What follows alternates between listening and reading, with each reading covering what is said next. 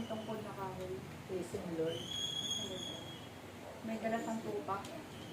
Mga tupa na 3. So, hindi mo na niya tapos nakapulong sa baba. Pastol. Pastol. Oo nga, pastol. Tapos nakaluli yung buhok niya na mahaba. Kulay doon dito. Tapos may matay sa kulay blue. Parang kakayap na ang kasi mo po. Naka-work siya. Pero may sugat siya dito.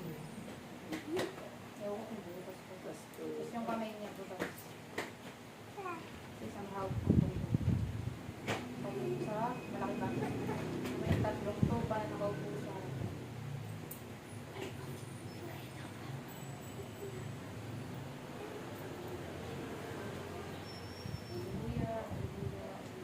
Aking ibinabahagi ang kapayapaan. Magbahagingan kayo ng kapayapaan sa isa't isa. Spiritual. Oh. Spiritual. Kayo'y huwag malulungkot. Malulumbay. Kung sumapit man ang araw ng Kwaresma, subalit kayong lahat ay may magbilay. Bilay sa inyong mga kasalanan. Kung ito ba ay nabawasan na, ang inyong dating kagawian, o kung mas nadaragdagan pa ang dating kasamaan ninyo sa inyong mga buhay. Isang pag-aayon na tinatawag ng Diyos at sinasabi sa inyo,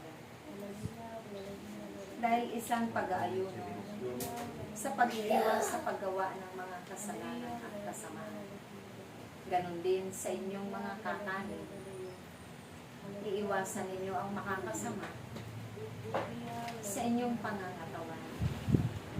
Magkaroon kayo ng disiplina at sundin ninyo ang mga payo ng mga nakakatanda sa iglesia, maging ang payo ng inyong tagapaggamot, dahil ito'y ikakapahamak ninyo.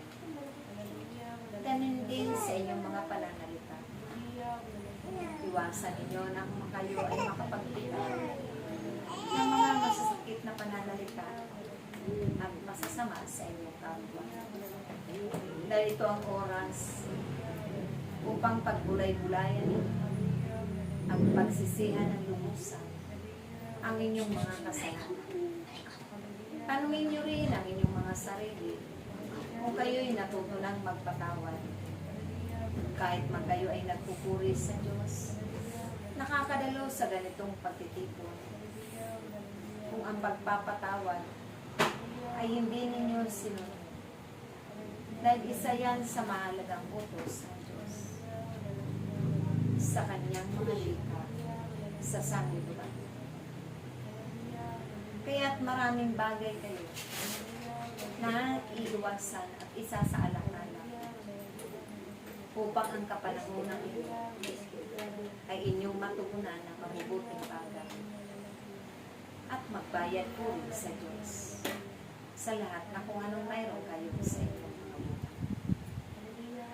Magkamit kayo ng kakontentuhan at kasiyahan sa mga bagay na kaloob ng Diyos, at ito'y pasalamatan ninyo lagi, maging ang hiram ninyong buhay na pansamantala lamang sa mundo ay ito ay inyong ipaghanda sa pamamagitan ng pagsunod ninyo sa mga mahalagang ipinag-utos ng Diyos.